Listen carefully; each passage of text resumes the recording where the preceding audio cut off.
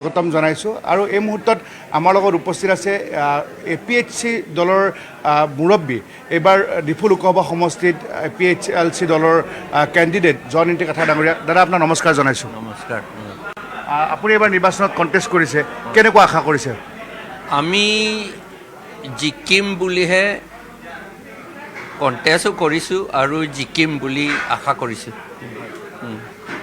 গোটেই তিনিওখন পাহাৰীয়া জিলা কাৰ্বি আংলং পশ্চিম কাৰ্বি আংলং আৰু ডিমা হাছাও জিলা ইয়াৰ যিটো আপোনাৰ ভোটৰ যিটো গাঁথনি এই গোটেইখিনি আপুনি কেনেধৰণে চাইছে মেইনলি কাৰ্বি আংলং আৰু ৱেষ্ট কাৰ্বি আংলঙত আমাৰ হিলছ ট্ৰাইবসকলে গোটেইখিনি এটলিষ্ট 90% আমাক APHLC all party hill leaders কনফাৰেঞ্চক দিছে আৰু লগতে খিলঞ্জীয়া অসমীয়াসকলে আৰু আদিবাসীসকলো আমাৰ লগতে আছে এইখিনিতে মই দৰ্শকক জনাব বিচাৰিছোঁ যে APHLC এই দলটো পাহাৰৰ এটা অন্যতম শক্তিশালী দল এটা সময়ত আছিলে ASDC বুলি বা এতিয়াও ASDC দল আছে কিন্তু শক্তিশালী দল হ'ল এই J.I Kathar ডাঙৰীয়াৰ দল তেখেতে আগতেও ইলেকশ্যন খেলিছিলে আপুনি এইবাৰো নিৰ্বাচন খেলিছে ইয়াৰ ডিফাৰেঞ্চটো কি পাইছে ডিফাৰেঞ্চটো এতিয়া 90% ডিফাৰেঞ্চ সঁচাকৈ কৈছোঁ আগততো আমি কৰিছিলোঁ শক্তিশালী হ'বলৈহে আমি কৰিছিলোঁ তেতিয়া সময়ত জিকিমেই বুলি কথা নাছিল কিন্তু বাঢ়ি পেলাই শক্তিটো বাঢ়ি এতিয়া এই বাৰটো আমি জিকিবলৈ পজিশ্যনটো আহি পাইছে আৰু সেইটো কাৰণেহে আমি ইমান ইলেকশ্যনটো কৰিছিলোঁ ইলেকশ্যন কৰা কাৰণটো কি ডেমক্ৰেচি কাণ্ট্ৰিত গণতন্ত্ৰ দেশত ইলেকশ্যন জিকিবই লাগিব তেতিয়াহে কামটো কৰিব পাৰিব আমি ইলেকশ্যন জিকি পেলাই ডাঙৰ মানুহ হ'বলৈ ধৰিছোঁ বুলি কথা নাই ডাঙৰ মানুহ হোৱা কথাটো আমি চিন্তা কৰা নাই কাৰণ মতে ইলেকশ্যন জিকিলে MP হ'লেও মিনিষ্টাৰ হ'লেতো পাব্লিক ছাৰ্ভেণ্টহে হয় আমি পাব্লিক ছাৰ্ভেণ্ট হ'বলৈটোহে আমি চেষ্টা কৰিছোঁ আৰু ইলেকশ্যনটো ফাইট নকৰিলে কামটো কৰিব নোৱাৰে কাৰণে সেইটো কাৰণতে আমি ইলেকশ্যনটো ফাইট কৰিছোঁ কৰিবই লাগিব যি মানুহে ৰাজ্যৰ কাৰণে কাম কৰিব খোজে গণতন্ত্ৰ দেশত তেওঁ ইলেকশ্যনত কণ্টেষ্ট কৰিবই লাগিব আপুনি ফাইট কৰিছোঁ বুলি কৈছে কিন্তু আপুনি গোটেই কাৰ্বি আংলং ডিমা হাছাওৰ বা ডিফু কনষ্টিটুৱেঞ্চিৰ কিন্তু হিন্দী স্পিকিং ভোটখিনি বা আপুনি নন ট্ৰাইবেল ভোট কিন্তু আপুনি নাপায় ভোটটো নন ট্ৰাইবেলসকলে ভোট দিব নোৱাৰে বুলিহে তাত লিখিছে 6 শিডিউলত লিখিছে যেতিয়া আমি কিয় বিচাৰিম তেওঁলোকৰ ভোট নন ট্ৰাইবেলসকলে স্পেচিয়েলি আমি খিলঞ্জীয়া অসমীয়া কথা কোৱা নাই যিবিলাকে অসমীয়াসকলে 1938ৰ পৰা তাত আছিলে আৰু 1950ৰ পৰা আহিছিলে তেওঁলোকৰ কথা আমি কোৱা নাই কিন্তু যিবিলাকে তাৰ পিছত আহিছে তেওঁলোকে ভোট দিব নোৱাৰে বুলি আইনতেই লিখা আছে আইনত লিখি আছে যেতিয়া আমি কিয় বিচাৰিম তেওঁলোকৰ ভোট এইটোৱে কথা ঠিক আছে আপুনি তেওঁলোকৰ ভোট বিচাৰে নাই আৰু আপোনালোকে তেওঁলোকৰ ভোট নাপায় তাৰপিছত আপোনাৰ জয়লাভৰ অংক কেনেকৈ আছে আমাৰ এতিয়াতো ট্ৰাইবেলসকলে এটলিষ্ট 56%টো আছে 56% ট্ৰাইবেল পপুলেশ্যন আছে আৰু যদি তেওঁলোকে ডেমক্ৰেচি কথা যদি জ্ঞান থাকে ভোট দিয়াটো কি ভোট মানে কি বস্তু হয় এইটো যদি জানিলে তেওঁলোকে ভোট দিবই সেইকাৰণে আমি এই ভোটৰ মূল্যটো আমি মানুহবিলাকক এইটো শিকাই দিছোঁ ভালকৈ এইবাৰ আৰু শিকাই থাকিম কাৰণ আৰু জনাবলৈ শিকাবলৈ আৰু আছে সেইটো কৰি থাকিম সেইকাৰণে আমি আইনমতে আমি ট্ৰাইবেলসকলে সেই তাত ভোট দিবই লাগিব তেওঁলোকে জিকিব লাগিব ট্ৰাইবেলসকলে যাক জিকাব খোজে তাকে জিকাব লাগিব নন ট্ৰাইবেলসকলে যদি যাক জিকাব খোজে নন ট্ৰাইবেলসকলে যদি জিকায় তেতিয়াহ'লে গণতান্ত্ৰিকভাৱে যিটো শক্তি পাব এইটোতো নন ট্ৰাইবেলৰ পাৰ্টিয়ে হ'ব নন ট্ৰাইবেলৰ শক্তিহে হ'ব তেতিয়াহ'লে ট্ৰাইবেলসকলৰ একো নহ'ব 6 শিডিউল একো কাম নাই তেতিয়াহ'লে কনষ্টিটিউশ্যন একো কাম নাই কনষ্টিটিউশ্যনতে লিখা আছে ট্ৰাইবেলসকলৰ নিজৰ শক্তিৰেহে তাত চলাব লাগে বুলি এইটোৱে কথা আপোনাৰ আৰু এটা পৰিচয় আমাৰ দৰ্শক মই দিব বিচাৰিছোঁ এখেত J.I Kathar তেখেতে কামৰূপৰ মেট্ৰ'ৰ তেতিয়া কামৰূপেই আছিলে উপায়ুক্ত আছিলে আৰু তেখেত অৱসৰপ্ৰাপ্ত এগৰাকী IAS বিষয়া তেখেতে এইবাৰ তেখেতৰ গেৰাণ্টি লগাই দিছিলে ডিপুত যেনেকৈ ৰাহুল গান্ধীৰ 5টা গেৰাণ্টি বা মোদীৰ গেৰাণ্টি আছিলে এইবাৰ J.I Kathaৰৰ গেৰাণ্টি আছিলে এই যে গেৰাণ্টিটো দিছিলে কি গেৰাণ্টি দিছিলে অকণ জনাওকচোন আমি গ্যাৰাণ্টিটো দিছোঁ যে অট'নমাছ ষ্টেটটো আনিমেই 6 শিডিউলটো শক্তিশালী কৰিমেই আৰু যিমান ট্ৰাইবেল মানুহ আছে ট্ৰাইবেলসকলৰ প্ৰত্যেক ফেমিলি চাকৰি গভৰ্ণমেণ্ট চাকৰি দিয়া হ'ব আৰু তেওঁলোকৰ খেতি কৰিবলৈ শক্তি দিয়া হ'ব যি সহায় লাগে সেইটো দিয়া হ'ব আৰু এডুকেশ্যন ফ্ৰম য'ত LP স্কুল আছে তাত ME স্কুলো থাকিব লাগিব এইটো বুলি আমি গ্যাৰাণ্টি দিছোঁ আৰু হেল্থ ফেচিলিটিটো দিয়া হ'ব এইবিলাকে আমাৰ গ্যাৰাণ্টি মানুহবিলাকে ভোক কৰি থাকিব নালাগিব ঘৰটো এটলিষ্ট থাকিব লাগিব এতিয়ালৈকে আমাৰ কাৰ্বি আংলঙত কাৰ্বিসকলৰ ঘৰ 90%টো মাট প্লাষ্টাৰ ঘৰ মাট প্লাষ্টাৰ ৱালবিলাক ভাঙিছে এনেকাহে দেখিব আপুনি গোটেই কাৰ্বি আংলঙত মাট প্লাষ্টাৰ বেম্বু আৰু মাট প্লাষ্টাৰ এইটো অসমত বা মেঘালয় নাগালেণ্ড মিজোৰামত এইবিলাক ঘৰ আজিকালি নাই এনেকুৱা কাৰ্বি আংলঙত এইটোৱে চলি আছে এতিয়া খুব দুখীয়া এই কংগ্ৰেছ আৰু বিজেপিয়ে তেওঁলোকক দুখীয়া কৰি থৈ দিলে আৰু এটা গেৰাণ্টি মই তাত দেখিছিলোঁ আপুনি কৈছিলে সমষ্টি বঢ়াব ডিমা হাছাওত সেইটো কি গেৰাণ্টি আছিলে সমষ্টি বঢ়োৱাটো কাম নাই আচলতে মানুহজন যদি কাম নকৰিলে MLA টো বঢ়াব লাগে হয় এইটো MLA টো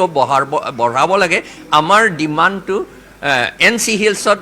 কমচে কম 3জন MLA থাকিব লাগে আৰু MP ছেপাৰেট MP হ'ব লাগে বুলি আমি ডিমা হাছাওৰ কাৰণে ডিমাণ্ড কৰি থৈছোঁ ডিলিমিটেশ্যন কমিশ্যন যেতিয়া আহিছিল তেওঁলোকৰ ওচৰত আমি মেমৰেণ্ডাম তেনেকৈ ছাবমিট কৰিলোঁ আৰু কাৰ্বি আংলং ৱেষ্ট কাৰ্বি আংলঙত আমাৰ যেনেকৈ সেইটো মিজোৰাম আৰু মেঘালয়ত যেনেকৈ কৰিছে সেইটো ছিষ্টেমত কৰি পেলাই কাৰ্বি আংলং ৱেষ্ট কাৰ্বি আংলঙত 15জন MLA থাকিব লাগে বুলি আমি ডিমাণ্ড কৰিছিলোঁ দাদা আপুনি কৈছে যে কাৰ্বি আংলং আৰু ডিমা হাছাও দুয়োখন কাউন্সিল অবৈধ বুলি কৈছে এইটো কিয় কৈছে অকণমান জনাওকচোন অবৈধ কোৱা কাৰণটো ইলেকশ্যনটো পাতিব লাগিছিল under the rules framed in 1951 that also until a new law is framed বুলি লিখা আছে 6 শিডিউল মতে paragraph 2 sub paragraph 7 নত লিখা আছে আমাৰ অটোনমাস কাউন্সিলে নিজে আইন বনাব লাগে কাউন্সিল ইলেকশ্যন পাতিবলৈ আৰু কাউন্সিলৰ ভোটাৰ লিষ্ট বনাবলৈ MLA MP নহয় নিজৰ আইন বনাব লাগে বুলি কৈছে 1953তে বনাব লাগিছিল এতিয়ালৈকে নবনোৱা কাৰণে এতিয়া তেওঁলোকে কি কৰিলে ইনষ্টেড অফ মেকিং আমাৰ হাইকোৰ্ট কেছ ফাইল কৰিলোঁ হাইকোৰ্টো কৈছে যে এইটো বনাব লাগে কিন্তু আমাৰ বিজেপি চৰকাৰে এইটো বনাব নিদিলে এতিয়াও নবনালে সেইকাৰণে তেওঁলোকে পঞ্চায়ত আইন মতে ইলেকশ্যন পাতিছে পঞ্চায়ত আইনটো কনষ্টিটিউশ্যনত আৰ্টিকল 243M মত লিখা আছে আৰু আসাম পঞ্চায়ত এক্ট 1994 সেকশন 1 নতে লিখা আছে যে এই state election commission form under article 243K আৰু সেকশন 114 অফ আসাম পঞ্চায়তী ৰাজ যিটো পঞ্চায়তৰ কাৰণে বনাইছে সেইটো 6 শিডিউলত এইটো বলবৎ কৰিব নোৱাৰে বুলি তাত লিখিছে কিন্তু বলবৎ কৰিব নোৱাৰে বুলি কৈ এইবাৰটো তেওঁলোকে সেইটো আইন মতে ইলেকশ্যনটো পাতিলে সেইকাৰণে এইটো অবৈধ আনকনষ্টিটিউচনেল এইটো আপনি অত্যন্ত গুৰুত্বপূৰ্ণ মন্তব্য কৰিছে আৰু ষ্টেট উইদিন ষ্টেট আপোনালোকক দিছিলে 1969ত গতিকে এতিয়া আপুনি সেই গোটেই 244A আৰ্টিকলটো কেনেধৰণে চায় আৰ্টিকল 244A এইটো আমাৰ আগতো APHLC আছিলে নহয় সেই সময়তে যেতিয়া আমি Khasi hills Jaintia hills Garo hills Karbi Anglong Dima Hasao আমি একেলগে হিল ষ্টেট ডিমাণ্ড কৰিছিলোঁ হিল ষ্টেট ডিমাণ্ড কৰি খাচী হিলছ গাৰো হিলছত জয়ন্তীয়া হিলছত সব APHLCয়ে জিকিছিল আৰু কিন্তু কাৰ্বি আংলং আৰু ডিমা হাছাও কংগ্ৰেছে জিকিছিল আমাৰ মানুহ নুবুজিলে তেতিয়া হিল ষ্টেটটো কি বস্তু নুবুজিলে আমাৰ মানুহে তেওঁলোকক বুজাবলৈও কোনো শিক্ষা নিদিলে সেইকাৰণে কৰিব নোৱাৰিলে আমাৰ APHLCয়ে ডিফিটেড হৈ গ'ল তেতিয়া কাৰ্বি আংলং NC-Hills সেইকাৰণে যেতিয়া India government under the prime ministership of Indira Gandhi hills autonomous hill state দিছিলে 1969ত সেই সময়ত আমাৰ কাৰ্বি আংলঙৰ MLA সকলক সুধিবলগীয়া হৈছিল যে তোমালোকে তো APHLCটো জিকা নাই কিন্তু মইতো তোমালোকক অট'নমাছ হিল ষ্টেট দিছোঁ এতিয়া তোমালোকে একচেপ্ট কৰে নে নকৰে মিটিং পাতি পেলাই এটা ৰিজলিউশ্যন লৈ লওক বুলি ক'লে তেতিয়া মিটিং পাতি পেলাই 1970 ফেব্ৰুৱাৰী 5 তাৰিখে ডিফুত মিটিং পাতি under the leadership of Chatra Singh Teron তেতিয়া মিনিষ্টাৰ আছিলে তেওঁৰ লিডাৰশ্বিপত মিটিং পাতি পেলাই অট'নমাছ হিল ষ্টেটটো কাৰ্বি আংলং আৰু NC-Hills কাৰণে ৰিজেক্ট কৰি থৈ দিলে ৰিজেক্ট কৰিছে কিন্তু APHLC সকলে যিবিলাকে ইলেকশ্যন জিকা নাই তেওঁলোকে আকৌ ডিমাণ্ড কৰিছে আমাৰ কাৰণে কিবা এটা কৰিব লাগে বুলি সেইকাৰণে ইন্দিৰা গান্ধী আৰু আমাৰ APHLC কেপ্টেইন উইলিয়ামছন চাংমা তেওঁলোকে মিটিং কৰি পেলাই এই 244A টো কনষ্টিটিউশ্যনত ইনচাৰ্ট কৰি দিলে 1969-70তে এইটো ইনচাৰ্ট কৰি দিলে 244A সেই 244A মতে যেতিয়া কাৰ্বি আংলং বা NC-Hillsে জইণ্টলি হ'লেও হ'ব বা ছেপাৰেটলি হ'লেও হ'ব যদি অট'নমাছ ষ্টেট বিচাৰে তেতিয়াহ'লে তোমালোকক দিয়া হ'ব বুলি তাত লিখা আছে আৰু সেই অট'নমাছ ষ্টেটটো 6 শিডিউল paragraph 20 মতে দিয়া হ'ব বুলি কৈছে সেইকাৰণে আমি ডিমাণ্ড কৰি আছোঁ কিন্তু কংগ্ৰেছটো আগৰ পৰাও সেইটো তেওঁলোকে নালাগে বুলি কৈছে আৰু BJP লগত যিবিলাক আছে সেইবিলাক চব কংগ্ৰেছ এইটোতো এইফালে জাম কৰি থাকে তেওঁলোকৰ একো আস্থা নাই তেওঁলোকৰ কি কয় তেওঁলোকৰ আণ্ডাৰষ্টেণ্ডিং বা কিবা আইডিঅ'লজি বুলি একো নাই নিজে কিবা এটা খাই থাকিব পাৰিলে হৈ যায় এইটো তেওঁলোকৰ কথাটো সেইকাৰণে তেওঁলোকে এনেকুৱা কৰিছে আৰু এতিয়া লাগিলে অট'নমাছ ষ্টেট লাগে বুলি কৈ থাকিব কিন্তু কামটো একো নকৰে বাৰু তেওঁলোকে যদি আমাৰ মানুহৰ কাৰণে যদি চিন্তা কৰে অট'নমাছ ষ্টেট বাৰু নালাগে বাৰু দেই তেওঁলোকে নকৰোঁ চাকৰিটো দিব পাৰিব লাগিছিলে যোৱা বছৰত 1345 টিচাৰ্ছ এপইণ্টমেণ্ট হৈছিল তাৰ ভিতৰত আমাৰ হিল ট্ৰাইবসকলত মাত্ৰ 62 দিছে LP স্কুল টিচাৰ্ছটো এটা ইনহেৰেণ্ট ছাবজেক্ট অফ দ্য 6 শিডিউল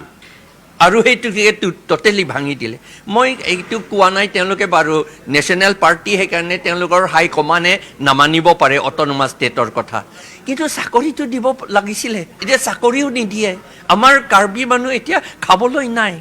দাদা মই দেখিছিলোঁ যে যোৱাবাৰ এখন মিটিঙত আপুনি কিবা কৈ থাকোঁতে তুলিৰাম ৰংহাঙৰ আপোনাৰ টেবুল ঢকিয়াই দিছিলে আপোনালোক কাজিয়া হৈছিলে কি আছিলে এইটো মই কৈছিলোঁ তেতিয়া যে আমাৰ মানুহ কৰাপশ্যনৰ কাৰণে বুলি মই স্পেচিফিক তাক কোৱা নাই কিন্তু তেওঁ নিজে কৰাপ্ট কৰি থাকে সেইকাৰণে তেওঁ গাঁতত লাগিলে যে মোকে কৈছে বুলি মোকে মানে তুলিৰাম ৰংহাঙৰ বাবে কি বুলি কৈছিলে আপুনি কৰাপশ্যন কৰিছে বুলি কিন্তু মই তাক কোৱা নাই আমাৰ মানুহ কৰাপশ্যন হোৱাৰ কাৰণে এনেকুৱা অৱস্থা হৈ গ'ল বুলি আমি তেতিয়া কৈছিলোঁ কিন্তু তেওঁতো তাৰ গাঁতত লাগিলে সেইটো কথা সেইকাৰণে তেওঁ মাৰি আছিলে টেবুলত মিছামিচি নহয় জানো সেইটো কথা লাষ্ট আপোনাক সুধিছোঁ এইবাৰ মই ৰাইজকো জনাব বিচাৰিছোঁ যে প্ৰধানতঃ 3জন প্ৰাৰ্থী আছিলে এইবাৰ ডিফু সমষ্টিত অমৰ সিং টিছ আছিলে BJPৰ পৰা J.I Kathar ডাঙৰীয়া আছিলে APHLC দলৰ পৰা আৰু জাতীয় কংগ্ৰেছ দলৰ পৰা আছিলে জয়ৰাম ইংগেং ডাঙৰীয়া গতিকে এই ত্ৰিকোণীয়া প্ৰতিদ্বন্দ্বিতাৰ মাজত আপোনাৰ কণ্টেষ্ট কাৰ লগত হ'ব আমাৰ কণ্টেষ্টটো আচলতে কণ্টেষ্ট এইবাৰটো কণ্টেষ্ট বুলিও নহয় ট্ৰাইবেলসকলৰ মাজত চালে কণ্টেষ্টে হোৱা নাই আমিহে 90% পাইছোঁ যেতিয়া আৰু ক'ত কণ্টেষ্ট হ'ব কিন্তু সেই নন ট্ৰাইবেল যিবিলাকে ভোট দিব নোৱাৰে কাউন্সিলৰ ইলেকশ্যনত তেওঁলোকৰ ওপৰত নিৰ্ভৰ কৰি আমাৰ জয়ৰাম ইংলেং আৰু অমৰ সিং টিছুৱে জিকিব বুলি তেওঁলোকে ভাবিছে কিন্তু একেই বস্তু জয়ৰাম ইংলেংটো BJPহে আমি শুনামতে আমাৰ হিমন্ত বিশ্ব শৰ্মাই উঠাইছে বোলে এইবাৰ কংগ্ৰেছ হৈ পেলাই এই কংগ্ৰেছৰ ইলেকশ্যনৰ আগত এক নে 2 মাহৰ আগতে তাক লৈ আনিলে বিজেপিৰ পৰা কংগ্ৰেছলৈ এতিয়া আপোনাৰ কণ্টেষ্টটো কাৰ লগত হ'ব আমাৰ কংগ্ৰেছ কণ্টেষ্টটো ছেকেণ্ড পজিশ্যনটো বোধ হয় বিজেপিয়ে হ'ব হয় আপুনি এইখিনি সময় দিয়াৰ বাবে আপোনাক ধন্যবাদ জনাইছোঁ থেংক ইউ এয়া আছিলে জয়া কাথাৰ ডাঙৰীয়া আজি সাংসদ অজিত কুমাৰ ভূঞা ডাঙৰীয়াৰ যিটো আমন্ত্ৰণ ক্ৰমে তেখেতৰ পৃষ্ঠপোষকতাত গুৱাহাটীত 4টা আঞ্চলিক দলৰ নেতৃত্ব বহিছিলে 4গৰাকী সভাপতি ৰাইজৰ দলৰ অখিল গগৈ অজিত ভূঞা ডাঙৰীয়া নিজে উপস্থিত আছিলে জয়া কাথাৰ ডাঙৰীয়া আছিলে আৰু অসম জাতীয় পৰিষদৰ ফালৰ পৰা লুৰিণজ্যোতি গগৈ আৰু তেওঁলোকৰ নেতাসকলো উপস্থিত আছিলে আৰু এই সভাতে জয়া কাথাৰ ডাঙৰীয়া অংশগ্ৰহণ কৰিছিলে তেখেতে বহুকেইটা গুৰুত্বপূৰ্ণ মন্তব্য কৰিলে অনাগত সময়ত তেখেতসকল কেনেধৰণে শক্তিশালী হ'ব পাৰে আৰু এইবাৰ লোকসভা নিৰ্বাচনত তেখেত ডিফু আসনৰ পৰা জয়লাভ কৰিব বুলি আমাক জনাইছে ধন্যবাদ